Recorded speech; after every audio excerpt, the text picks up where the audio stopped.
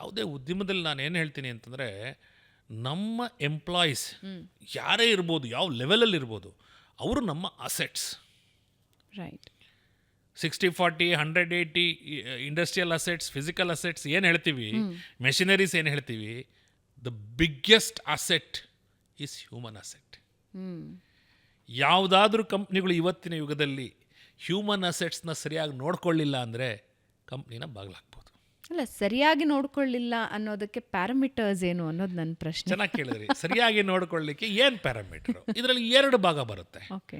ಒಂದು ಎಂಪ್ಲಾಯಿ ಕಡೆಯಿಂದನೂ ಬರುತ್ತೆ, ಇನ್ನೊಂದು ಎಂಪ್ಲಾಯರ್ ಕಡೆಯಿಂದನೂ ಬರುತ್ತೆ. ನಾನು ಎಂಪ್ಲಾಯರ್ ಆಗಿ ನಾನು ನಿನಗೆ ಎಲ್ಲ ರೀತಿಯ ಫೆಸಿಲಿಟೀಸ್ನ ನಾನು ಕೊಡ್ತೀನಿ ಅಂತ ಎಂಪ್ಲಾಯರ್ ಹೇಳಿದಾಗ ಎಂಪ್ಲಾಯಿನೂ ಅದೇ ರೀತಿ ಕಮಿಟ್ ಆಗಿರಬೇಕು. It's A combination. ಸಂಸ್ಥೆ ನಿನಗೆ ಕೊಡ್ಲಿಕ್ಕೆ ರೆಡಿ ಇದೆ, ನೀ ಸಂಸ್ಥೆಗೆ ಕೊಡ್ಲಿಕ್ಕೆ ರೆಡಿ ಇದೆಯಾ? ಇದು ಎಲ್ಲಿ ಕಿರಿಕಿರಿಗಳು ಶುರು ಆಗುತ್ತೆ ಅಂದರೆ ಸಣ್ಣ ಸಣ್ಣ ವಿಚಾರದಲ್ಲಿ ಕಿರಿಕಿರಿ ಶುರು ಆಗುತ್ತೆ. ಲೀವ್ ಪಾಲಿಸಿ ಇರ್ಬೋದು,